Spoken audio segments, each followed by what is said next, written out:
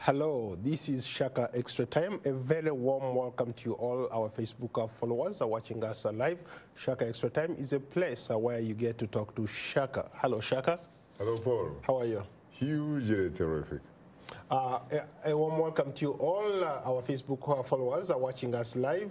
Today we are talking about a wide range of issues, but I think we'll start in Asia, where the U.S. president has traveled to Vietnam to meet the North Korean leader Kim Jong-un. Your thoughts? It's very interesting. First of all, when you talk about Vietnam, those of us who were around at that time, you know that in the 1970s, the United States was at war with Vietnam. They fought for so many years, and that war caused a lot of problems in both nations, really. And to see that you have the President of the United States and the man in charge of North Korea actually meeting in, is it Hanoi? Yes. It is incredible because, first of all, the two meeting, this is the second time that the heads of those two nations have actually met in a historic summit, or historic meeting, since the war of 1950 to 53. What's at stake? Why is it so important that the two leaders have to meet? We're talking about nuclear weapons here, my friend. You know, North Korea may be a very small country.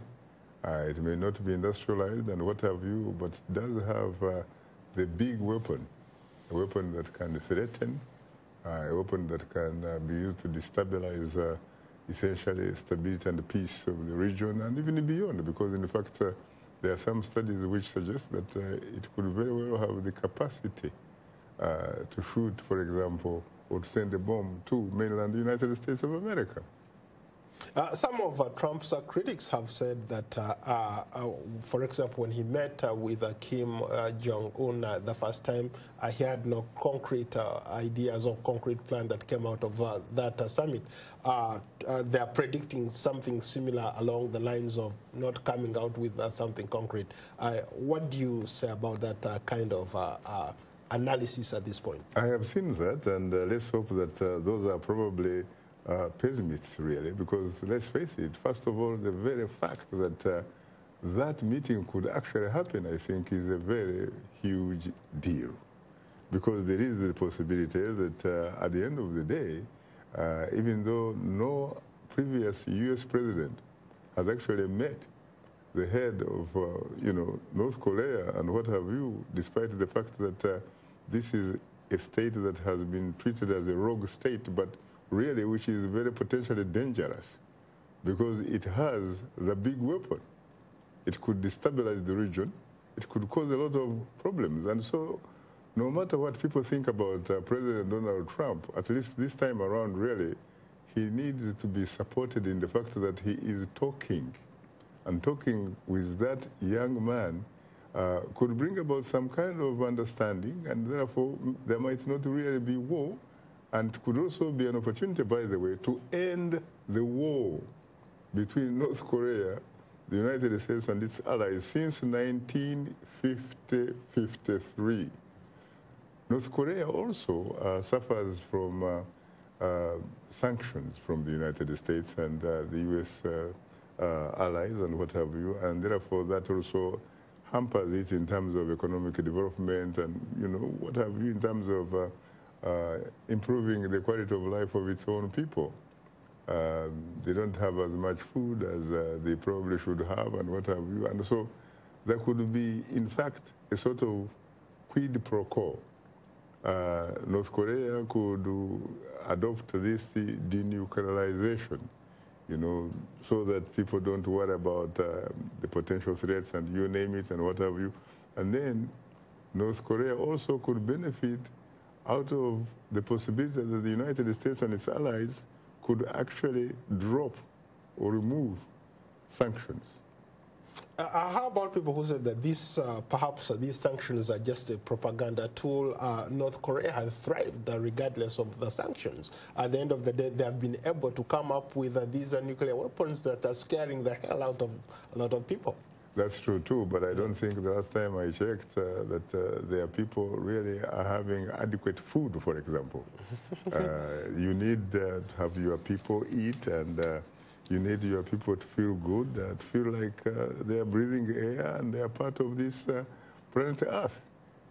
The last time I checked, when you look at the reports, most of the reports that come from North Korea, and indeed when you look at the statistics really that are put out, for example, by a very major and important international institution, the United Nations, when you look at the UN, for example, Development Index and what have you, North Korea doesn't fare very well at all. Speaking about food, people need to eat. Let's cross over to Venezuela. There is another crisis there. It's been going on for a couple months now.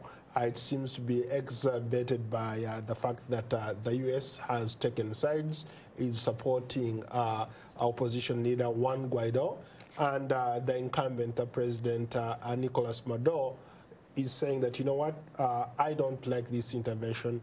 I want Venezuelans to take care of Venezuela and we'll solve our own problems. Your take?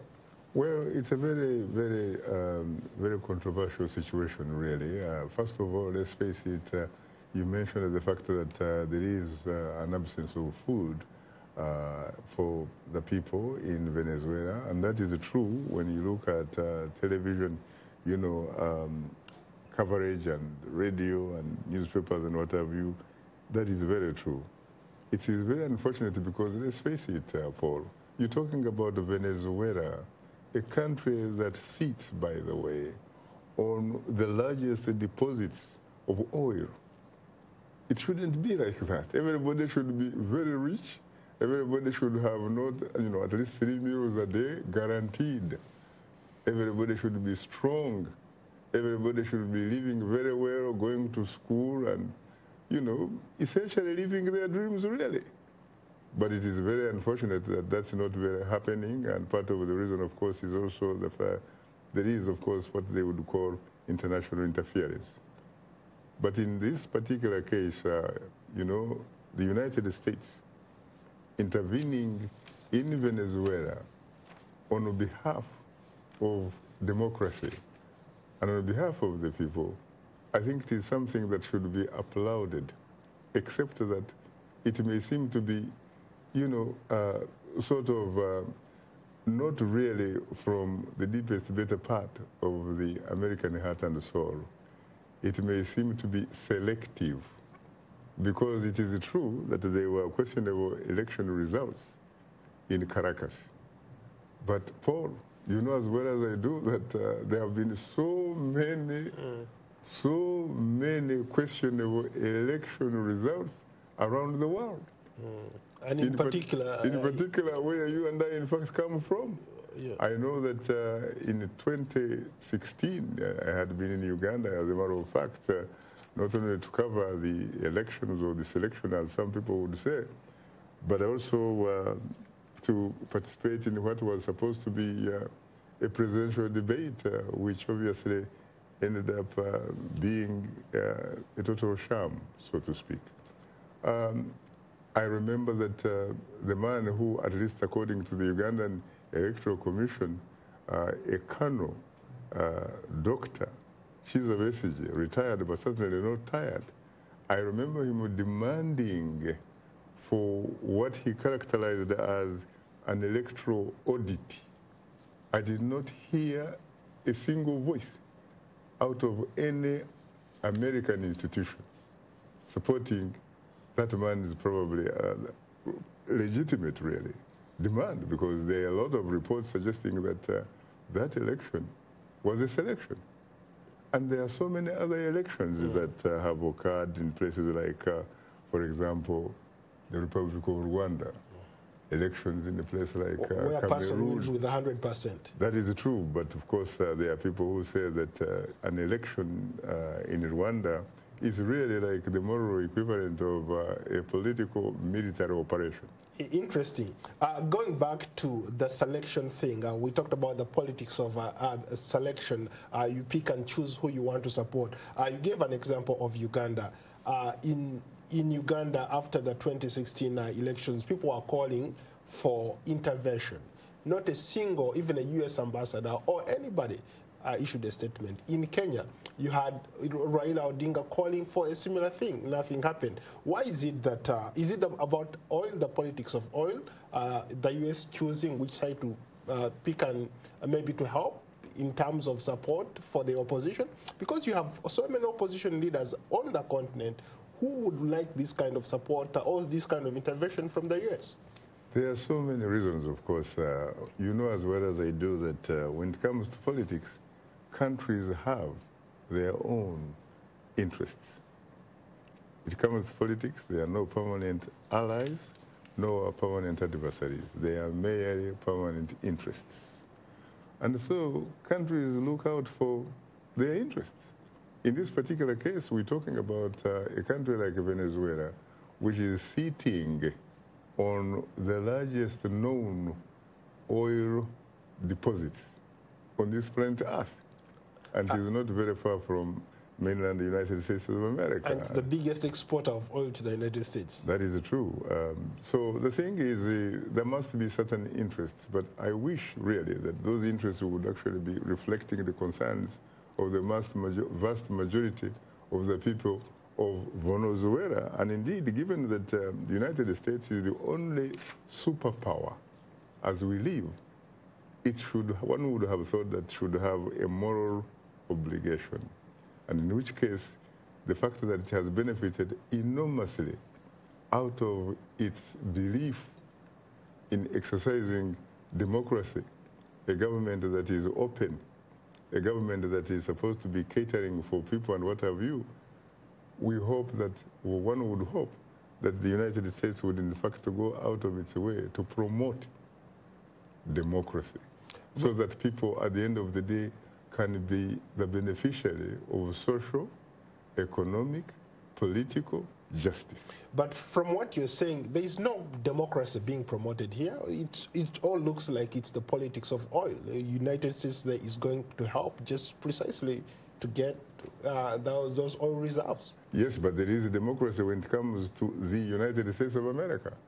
The elections are elections.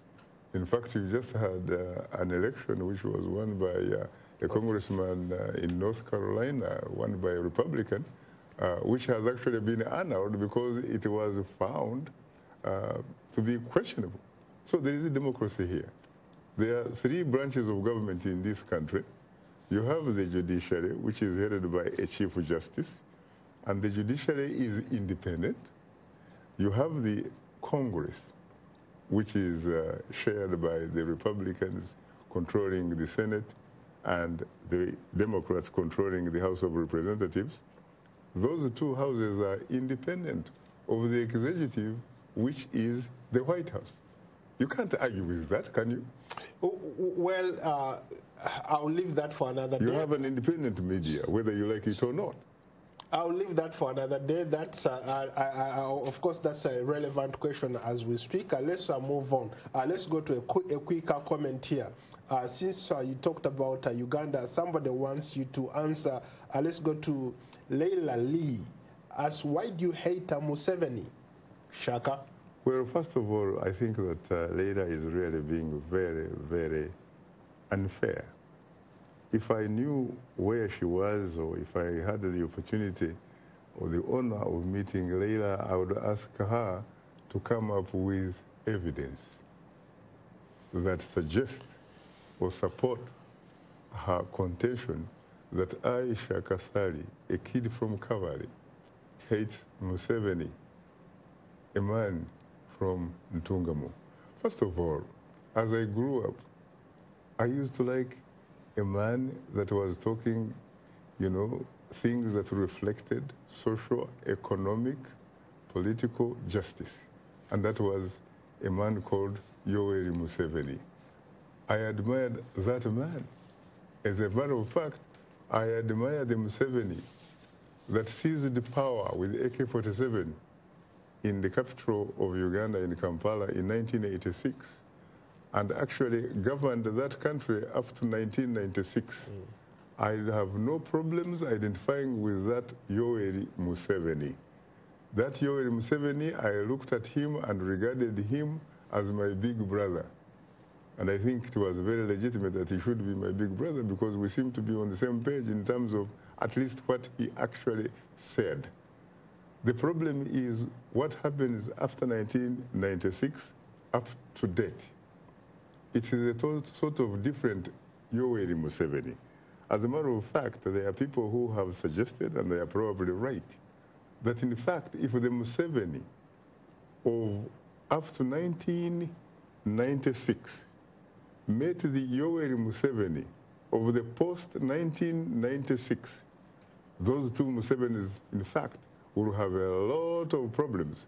One would probably actually go very, very near where he could have unfettered access to an AK-47 so that they could, in fact, somehow sort out some of these contradictions that those two Musevenis reflect and symbolize.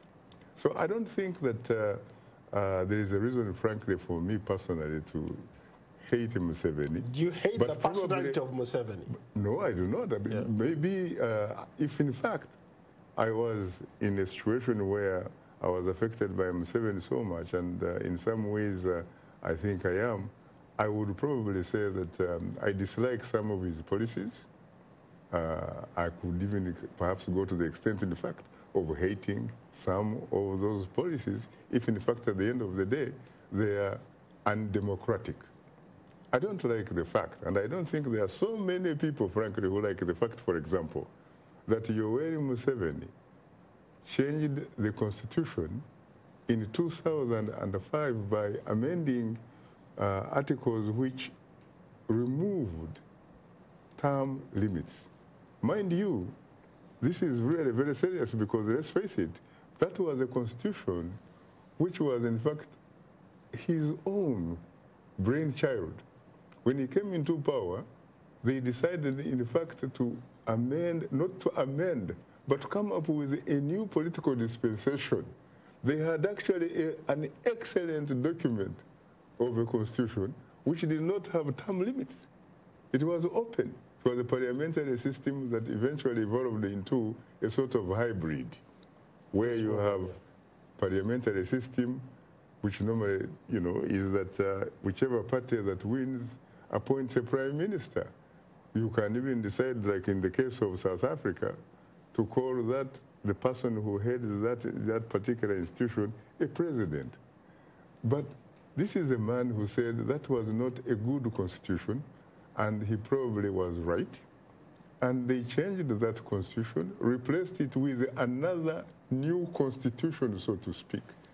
And that was after, by the way, so many months when very learned people sat under a commission, supposedly collecting views from Ugandans and what have you, so that at the end of the day, they gave the impression that Ugandans, for the first time, were actually going to be governed or ruled by people who were fair. Yeah. Let's go to a quick comment from David Genza. In your opinion, Shaka, do you think Museveni is taking Uganda ahead in terms of development or declining? You know, I honestly, first of all, I think that is a question that should be put to Ugandans themselves, and Ugandans themselves should be able to answer it. And I'm sure that if you read some of the newspapers, or you basically consume news that come out of Uganda, if you read it very, very carefully, if you look at it in a manner that you have some values or at least some standards of critical analysis, you will find that a lot of Ugandans really do not feel good about what is happening in their country. Let's move on. Let's go to West Africa now. Let's go to Arafat. What can African countries do to have democratic and peaceful transfers of power, especially in light of the elections? We are still waiting for the outcome of those elections in Nigeria and Senegal? First of all, you need to have a situation where you do have an environment that allows the important thing that is called choice. People need to have at least the ability, the confidence that in fact they can choose people who are eventually going to be their leaders. In other words, an election should be an election, not a selection. It should be an election which is controlled by an electoral commission that is independent, that is free, not basically subordinate to a government of the day or subordinate to the chief executive, which is headed by a president or which is headed by a prime minister. It should be an election commission that is answerable to the people of its particular country. And therefore, at the end of the day, that electoral commission should be able to come up with results which reflect the will of the people who actually went and cast their votes, not the will of the individual eventually who announces the results or reflects the individuals who actually count the vote.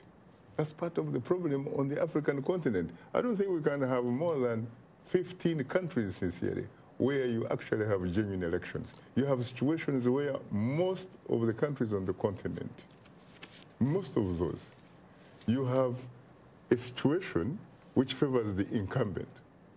The incumbent government conducts an election, competes against people whose hands are tied behind their backs and their legs are tied together, and they are expected, when they are punched, to punch back. How can you do that? Are you suggesting that most of the elections that take place, for example, the election that just took place in Nigeria or Senegal, you're looking at a Stalin kind of where it doesn't matter who shows up to vote, but what matters is who counts the vote?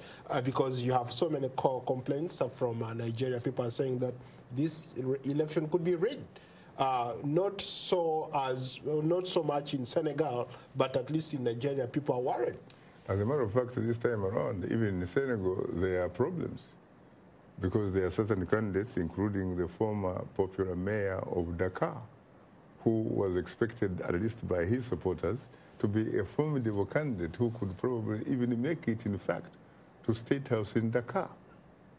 He has not had the opportunity to stand.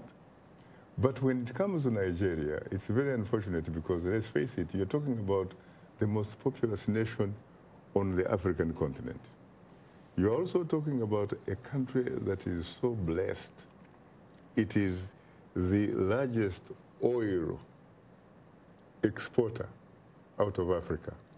Another Venezuela of sorts. Another Venezuela of sorts in the context of Africa. This country has some of the most educated, some of the smartest minds on this planet Earth, not just Africa, on planet Earth. If you talk about Hollywood, we just went through the rituals of the Oscars and what have you. You have Nollywood. When it comes to movies, it comes to music, entertainment, and what have you. You talk about Nigeria. You talk about the land of the Oga Pata Pata. When you go to Lagos, you can't imagine what's going on there because it's very difficult for you to negotiate the infrastructure. So the thing is, Nigeria, for example, it has spent out of more than 60 years of independence, because the last time I checked, I think it got actually independence in 1960. Most of the time during that period, it has actually been ruled by soldiers through military coups. There was a very unfortunate civil war that gave the birth of Biafra. She lived very, temporarily. Now, when you look at the elections in Nigeria, each time you have an election, it is not really a celebration. it's just an opportunity for mourning because people actually get killed. And as we talk, even in this particular election, even though there are fewer people, according to reports, that have actually lost their lives, right, you still have had at least 47 people who have actually been killed since Saturday. And that is actually the day when the Nigerians went to the polls. And since October last year, Paul, when campaigns actually started, there are more than 250, they are actually in the neighborhood of 260, who have actually been killed. Just as a result, really, of being given supposedly the opportunity to exercise their democratic choice. We don't need those types of elections. How about critics, for example, who said that when it comes to criticism, yes, they deserve the criticism, but there are others who argue that some of these electoral commissions are under pressure and they perform very well under pressure. Again, in the context of Nigeria, they delivered a peaceful election. There were no reports. You didn't see soldiers beating up people like in some other elections we've seen before. At least people were able to line up and vote. How do you respond to that kind of criticism? No, you are right, Paul. Yeah. And but I think that again, Nigeria. When you talk about Nigeria, you're not talking about a simple country.